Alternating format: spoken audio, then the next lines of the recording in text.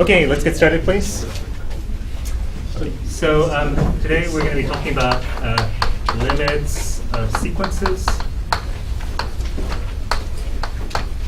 Limits of sequences, and you remember what sequences are, right? Sequences are these just infinite sequences of numbers, right? So you have you have some infinite sequence of numbers, right?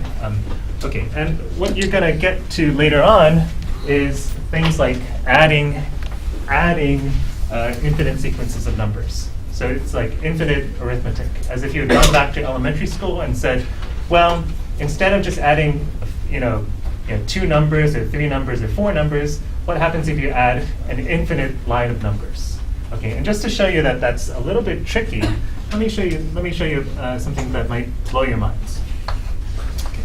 1 minus a half plus a third minus a fourth plus a fifth minus a sixth plus a seventh minus an eighth plus minus plus minus plus minus plus minus. Okay. So it doesn't look, you could probably show this to some elementary school student and they would not be too bothered by it, right? 1, take away a half, right? You have a height of 1, you take away a half, right? So you drop down a half, and then you add back a third, you take away a fourth, right? You're always taking away or adding on something smaller than what you previously took away or added on, right? Okay. So you look at that thing, it's some number. Let's call that number gamma. Okay. Now let's look at half gamma. Half gamma is 1/2 minus a fourth plus a sixth minus an eighth plus a 10th minus a 12th plus a 14th minus a 16th plus minus plus minus. Okay. Okay. So far so good, right? No, the elementary school kid in you is not bothered by this. Okay. So now let's add them together. Okay. So you get, what happens? Well, let's see. You get a 1. Let's take that 1. The halves cancel off. That's 0, right?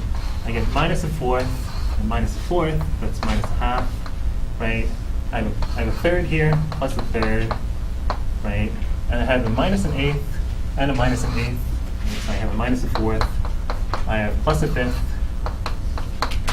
fifth, right? And you see that I've got a minus a sixth, right, over here, right? Minus a sixth plus a seventh. Okay, the 6 cancel out, right? Plus a 7, minus plus minus plus, right? Okay. Everyone see that? Everyone see what I'm doing? Right? This pattern works out, right? And what do I end up with? Gamma. Okay. I end up with gamma. Right, so I get 3/2 gamma equals gamma. Right? If I add gamma and a half gamma, I get gamma. Right? Now gamma was some number between 1/2 and 1. Right? It's not 0. So I'm going to divide by gamma.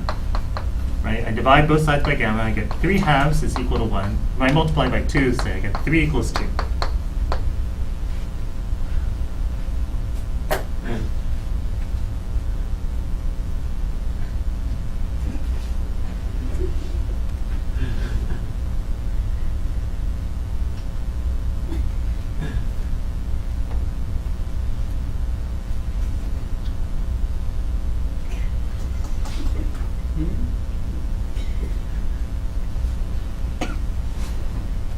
What's the moral? The moral is you can't do this.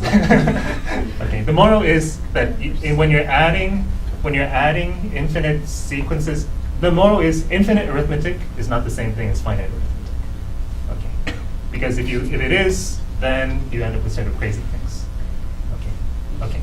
So, and the way to make infinite arithmetic proper is to use limits. Okay. Is to use limits.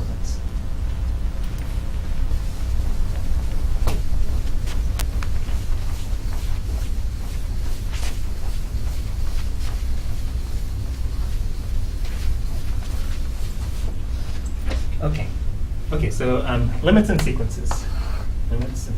So remember, a sequence sequence was a function, a from the natural numbers into the real numbers, and it's usually notated, taking n to a sub n. Remember, so it's a function, but remember that we don't write a of n, but we rather write a sub n for sequences. Right? So often notated bracket a sub n, n from 1 to infinity. Right? Right. So for example, right, if I write 1 minus 1 over 2 to the n, n from 1 to infinity, what I mean by that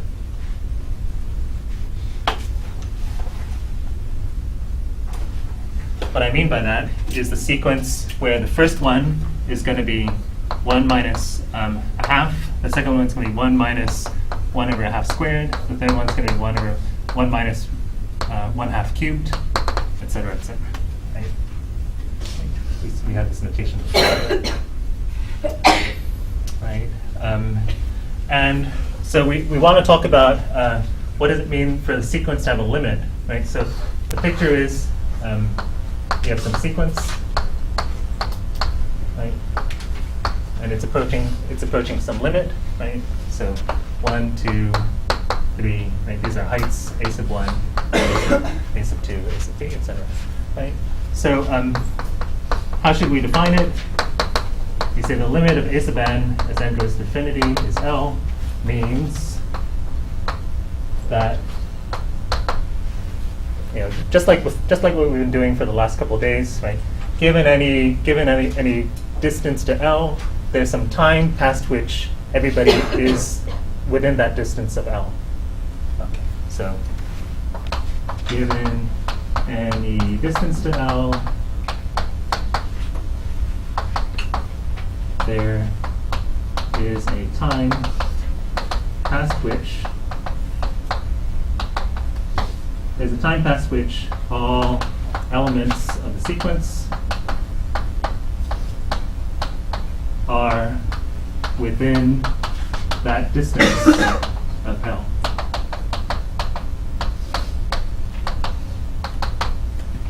Given any distance to L, there's a time past which all elements are within that distance of L.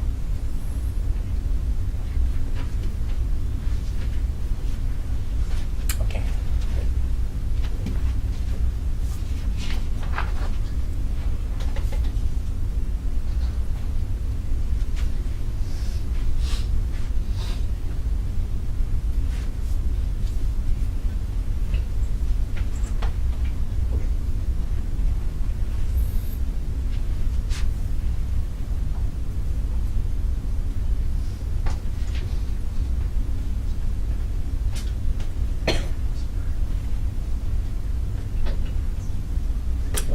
So,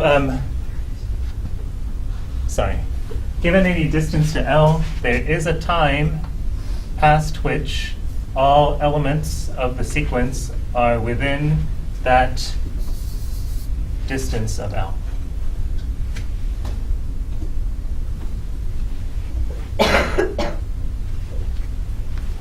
Okay, so to write that out mathematically means that given any epsilon, there exists an n such that a sub n minus L is less than epsilon for all n bigger than n.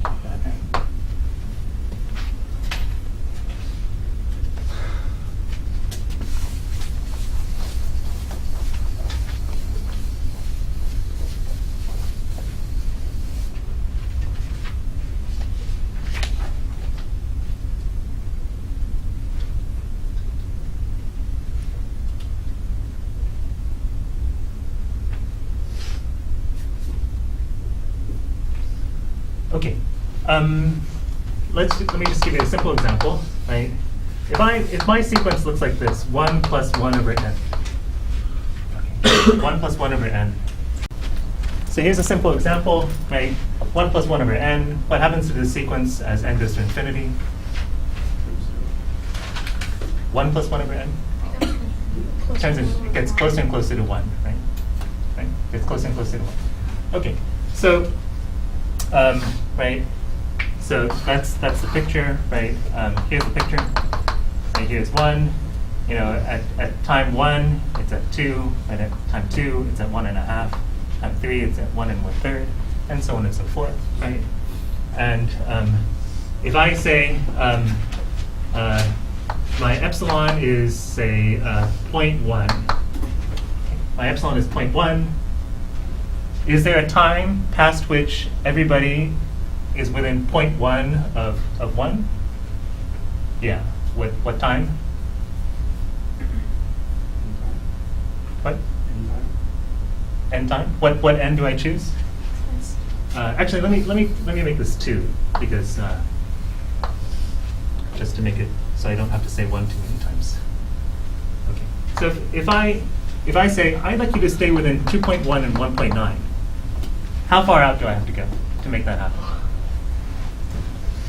How far out do I have to go? Think for 10 seconds. 1, 2, 5, 6, 7, 8, 9, 10. So what's the answer? The answer is 10, right? If I go out 10 units, then everybody, so as long as n exceeds 10, right? As long as n exceeds 10, then this guy minus 2 is going to be smaller than 0.1. Right? The distance of this thing to 2 is going to be smaller than 0.1. Right? The distance of a sub n to the limit is smaller than 0.1. The distance of a sub n to 2 is smaller than 1. We know that the limit of a sub n is 2. Right? Right? If I took epsilon, does that make sense? Everyone see that? Anyone confused? Anyone confused? Elise. How is this different than, because we did a similar thing earlier? It's exactly the same thing. It's just the same It's exactly thing. the same thing. The only thing is that here we don't have a function. We have a sequence. So it's just it has values only at these points. Okay. Yeah, it's exactly the same thing. Yeah. Okay. Right. And if I said I'd like you to stay within 1/100th of 2, and what's the answer?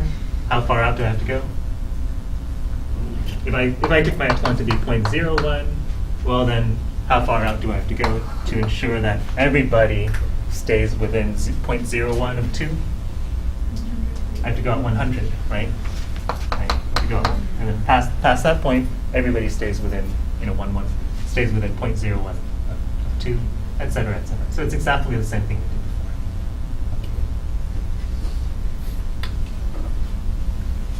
before. Okay. Okay. So yeah, the thing that we want to notice is that basically it's the same as the limit of a function being L as x goes to infinity. Almost completely identical.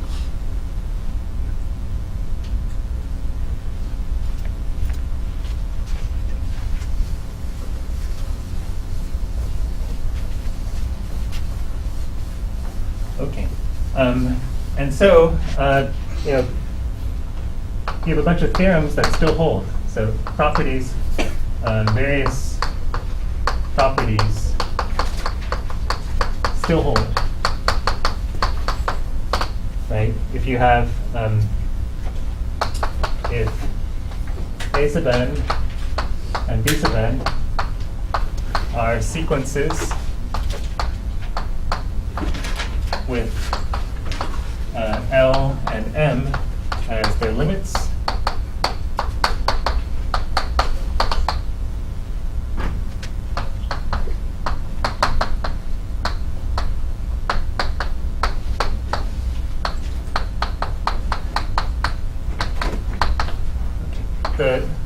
the language is to say that they converge. Okay, so if the limit is L, we say the sequence converges to L. It's a convergent sequence, right?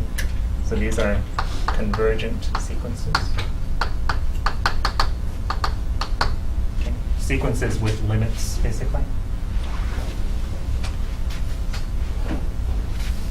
So if you have two convergent sequences, then basically all the things that we said before are still going to happen. So you know, the limit of the sum of the sequences is going to be the sum of the limits of the sequences, right, etc. I'll just put etc. Right. The limit of the product of the sequences is going to be the product of the limits of the sequences, etc., etc. Second thing that's true, we have uniqueness of limits. Third thing that's true is that we have a pinching theorem.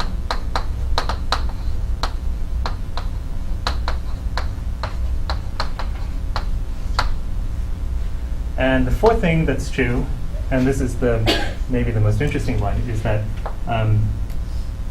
if f is a continuous function, then the limit of f of a sequence is going to be f of what? If f is a continuous function, remember what continuity meant. What did continuity mean?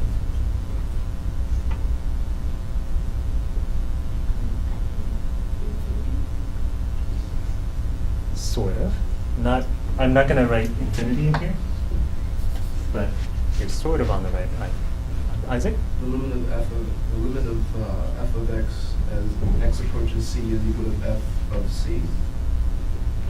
Yeah. Well, but here we have n going to infinity, right? So it'll be this thing. Okay. Right. Remember what continuity means? You can slide the limit through, right? Continuity meant you could slide the limit through. So you get f of the limit, right? F of the limit. The limit of f is f of the limit, as long as your function is continuous.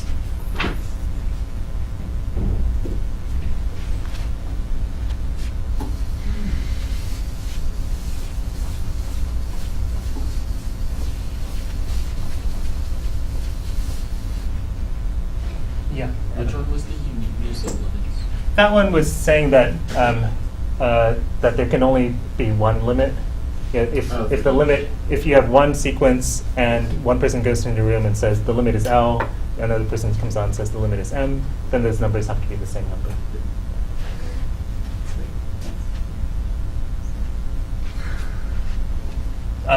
Just to give an example of this last one, so for example, we already saw that the limit of that guy was 2. If I said, what's the limit of the square root of 2 plus 1 over n as n goes to infinity? Well, you could say, well, the square root function is continuous, right? So I can just pass it through, and this is just going to be the square root of 2, right? Because the limit of the inside guy was 2, and I can pass the limit through the square root function, because the square root function is continuous. Right. Square root function is continuous at 2, so can pass through. That's the limit through.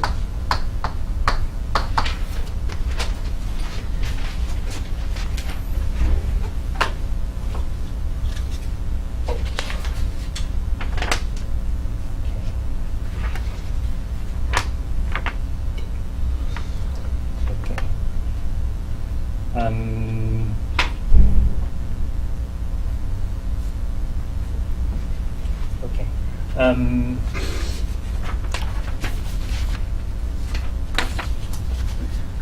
Let me put up a couple of things that I'm just going to use as facts. Okay, so I'm not gonna just a bunch of facts. Let's say that p is some positive number. Let p be some positive number.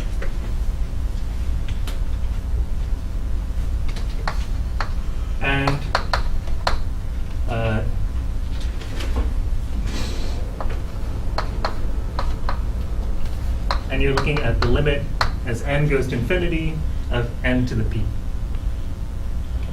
What is that going to be? As n goes to infinity, you take n to the p.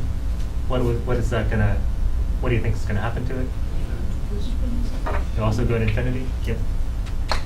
So I'm just going to use this as a bunch of facts that will be handy.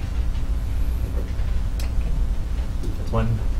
Another one, the limit of 1 over n to the p as n goes to infinity. What's that going to be? Down to 0. Right? Because certainly if n to the p goes to infinity, 1 over it is going to go to 0. C, if the absolute value of r is less than 1, then the limit of r to the n as n goes to infinity is what? You have some number whose absolute value is less than 1, and you take higher and higher powers of it. What's going to happen to it? It's going to go to 0. Right? Okay. If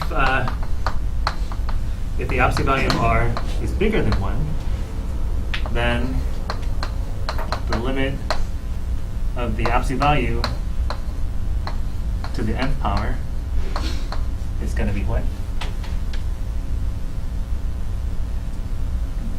Infinity. It's going to be infinity. Right? You're taking something bigger than 1, and you're multiplying it by itself over and over. Every time you do that, it's going to get bigger. Right? So you keep on doing that, it heads off towards infinity. Last one.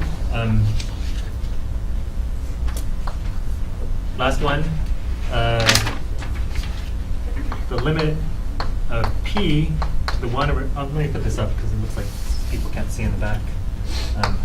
The limit of p to the 1 over n as n goes to infinity. So you have some positive number, and you take the square root of it, then you take the cube root of it, and you take the 4th root of it, 5th root of it, etc., etc. What happens to it? When?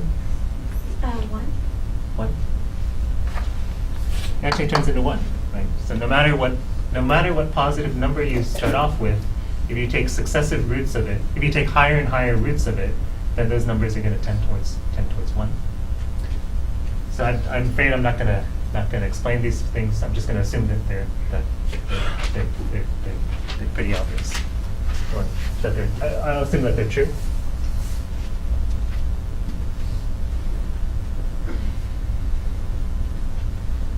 Okay. Okay. So in the homework, there's just these things where you have to take a sequence and then figure out what its limit is. Okay. So for example, okay. So here's a bunch of examples. The limit of n squared minus n over n squared plus n as n goes to infinity. So take a minute and see if you can say what that tends to, and why.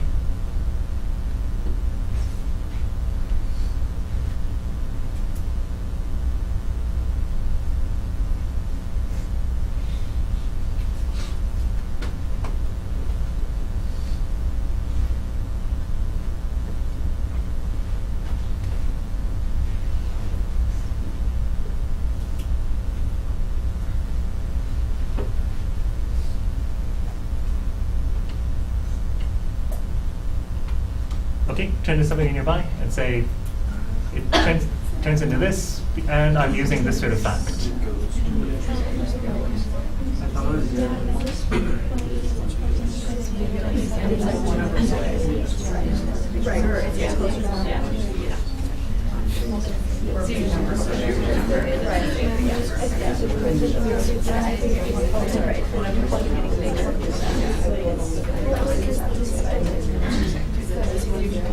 Okay, what does it turn into? 1.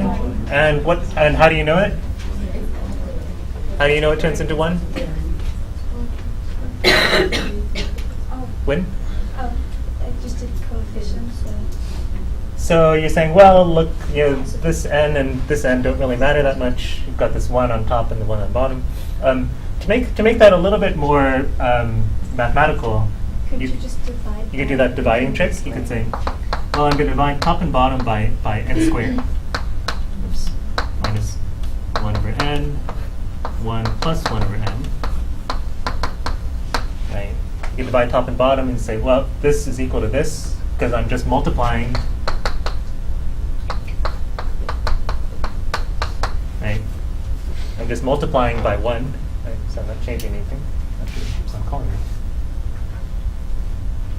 3 times. I know what this is.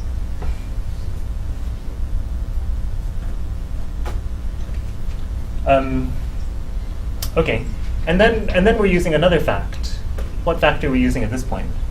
That the limit of a quotient is going to be the quotient of the limits, right? That we can remember we had the theorem about the limit of a quotient of functions is going to be the limit of the one guy over the limit of the other guy. Okay, so that's the fact that we're using, right? That this is the limits and quotients. Right? This is going to be the limit of 1 minus 1 over n over the limit of over 1 plus 1 over n, which is 1 over 1. Okay. Just to make it clear what fact we're relying on. Okay.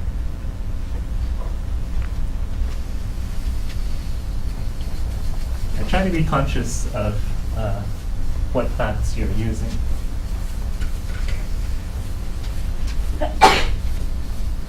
Because at some point you'll say, am I allowed to do that? Is it okay to do that? Right? And you want to be able to say, yeah, by such and such a fact. Okay. Okay. Another one, the limit of 2 to the minus j plus 3 as j goes to infinity. Yeah, Nico. So for exams and stuff, some of the things we haven't talked about exactly, like what is the name of every theorem and stuff. Yeah. That you're responsible for the specific. I'd like you to be able to say something like limits and quotients, or like limits and arithmetic, right? Certainly we've said limits and arithmetic many times, and that's what we're using here. So yeah, you want to be able to say, and if you can't say it, you should be able to describe it, right? There's some theorem that says this, right? Yeah, Raina. 2 to the negative j? 2 to the negative j, yeah. 2 to the negative j plus 3. Okay. Again, take 1 minute.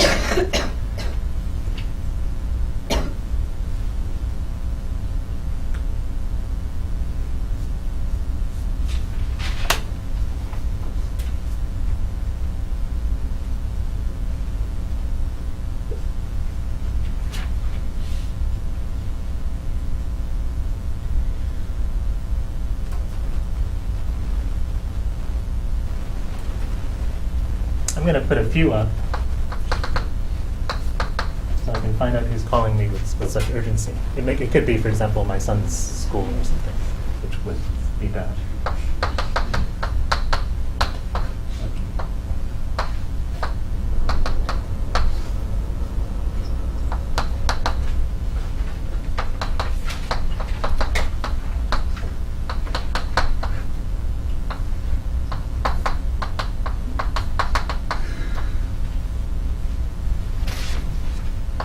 Last one.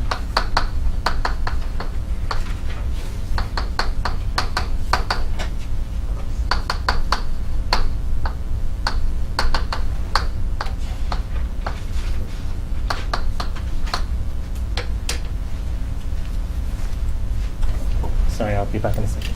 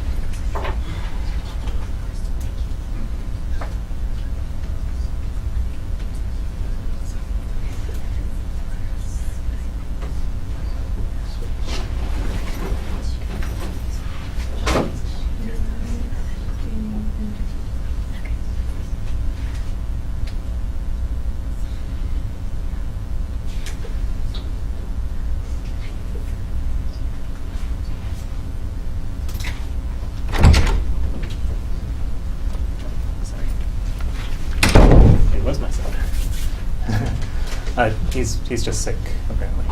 Vomited all over himself. So I'll go get him in a few minutes. Okay, so he'll be okay. Yeah. They said that there's stomach flu going around, and that he's the fourth kid to come in today vomiting. So yeah. Okay. Yeah. Okay. So okay. Let's do. Okay. So what about this one? What happens to it? It goes to what? Negative infinity. 3. Goes to 3. Goes to 3. Okay. Why does it go to why does it go to negative infinity? Those of you who are saying it's negative infinity, Amanda. So you've got this 2 to the minus j. Remember, 2 to the minus j is the same thing as 1 over 2 to the j, right?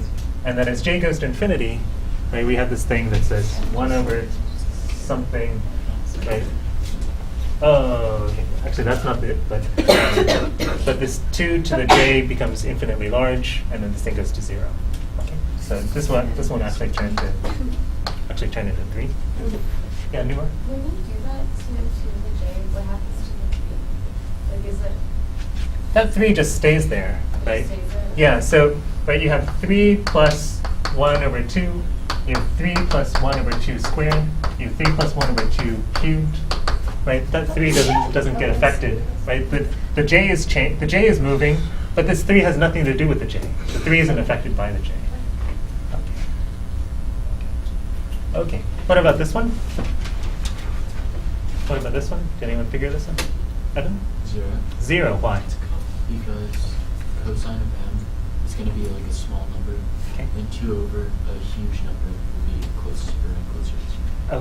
Okay. So that's the idea, right? This cosine just goes back and forth between negative 1 and 1, right? So the numerator is trapped between 1 and 3, right? The numerator is trapped between 1 and 3, the denominator is just m squared.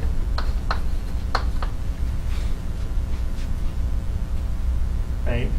And so by what theorem? What theorem are we going to use? The pinching theorem, right? This 3 over m squared is going to go to 0. The 1 over m squared goes to 0. And so the thing in the middle will go to 0 also. So by the pinching theorem, the limit is 0.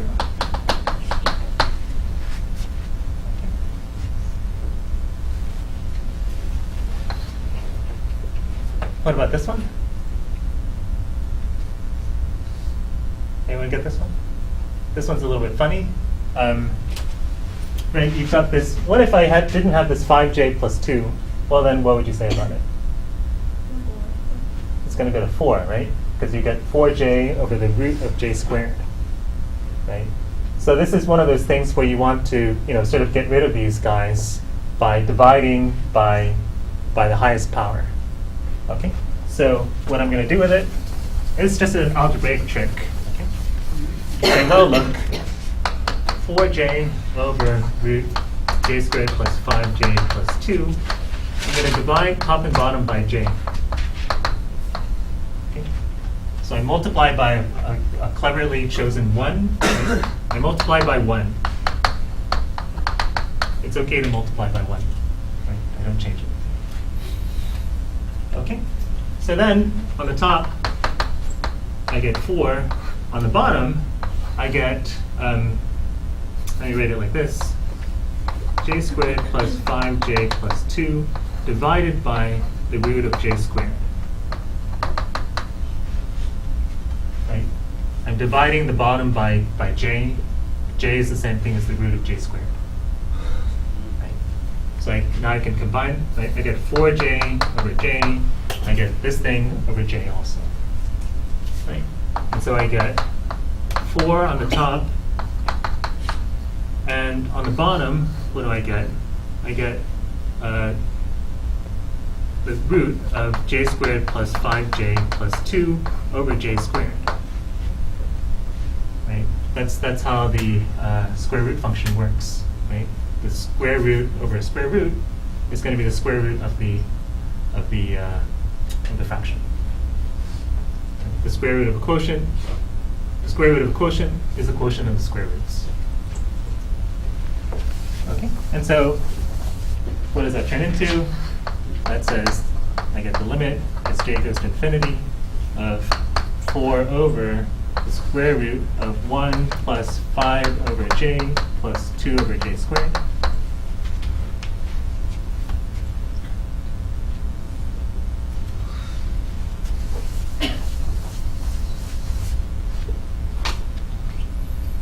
Right? And so now we're going to use the quotients and also the continuity thing, right? So I can take the limit of the top over the limit of the bottom. I'm going to use the continuity of the square root to slide this thing in, right? And so I get the limit as j goes to infinity of 1 plus 5 over j plus 2 over j squared, which is 4.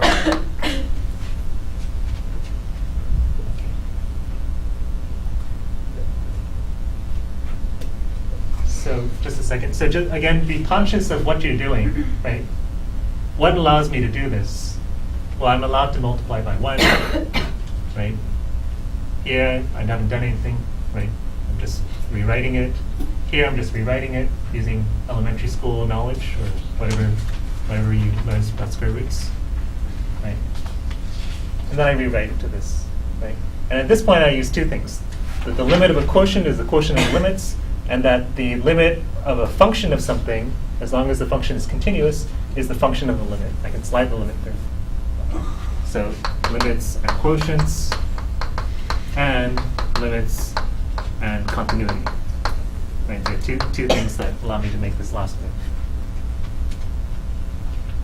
Nico first. What's your question? Well, I was just like, how do you, like, you were doing the quotient, like limits, like the quotient of limits thing, and say you were doing it like directly with the 4j, so then you would have like infinity over Yeah, that's not going to help you. That's not going to help you. Can't do it. That's not going to help you. Because remember what the...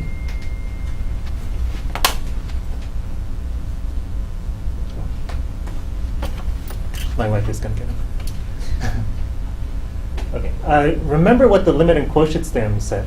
Quotients theorem says.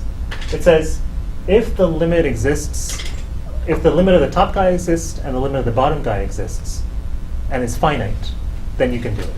Okay, but in this case, neither of them is finite, so you can't do it. However, if we rewrite it in this form, it's equal to this thing, where the limit of the top is finite and the limit of the bottom is finite. Now we can use limits and quotients. But we couldn't have used it then. Yeah, but that's good. You're saying why couldn't we use it? Well, we couldn't because the theorem requires that the limits be finite. At least you had a question. I was wondering why. Do you have to go through all of that to know that it's 4? I'm afraid so. I'm afraid so. Like if somebody wanted to say, how do you know it's 4? You'd have to run through this. Like if somebody said, what this basically justifies your intuition. Your intuition is it's 4, right? You think, well, look, 4j, and this thing on the bottom is basically j, right? So you get 4, right? So that's your intuition. But if somebody says, well, are you sure about that? Then you have to explain this. So in order to quell doubts or skepticism. Isaac, did you have a question? No? Okay, I thought you raised your hand at some point. Okay. Last one. What about this? When? Would it be -1? -1. How do you get that? You plug in infinity and you get pi to the inner, because you can move it because it's continuous. Exactly. Right? And then you just work your way using all those theorems out. Okay. So the point is that the cosine is continuous, so I can slide the limit through. Pi times sine is continuous, so I can slide the limit through again. Okay. So I've got two continuous functions, but since they're continuous, I can take the cosine of the sine of the limit of this last bit here.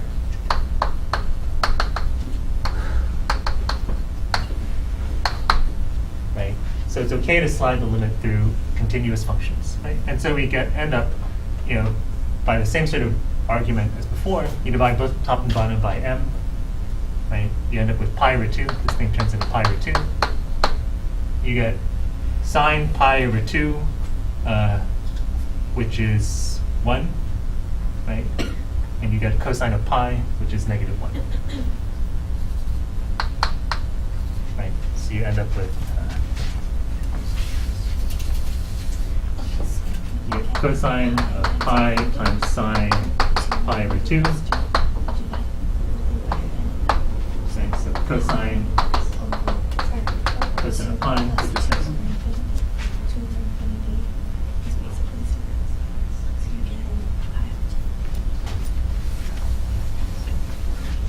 Yeah, so we're using we've got this pi m over 2m plus 2. We're going to divide top and bottom by m again. Right, and you end up with pi over 2 plus 2 over m, which turns into pi over 2.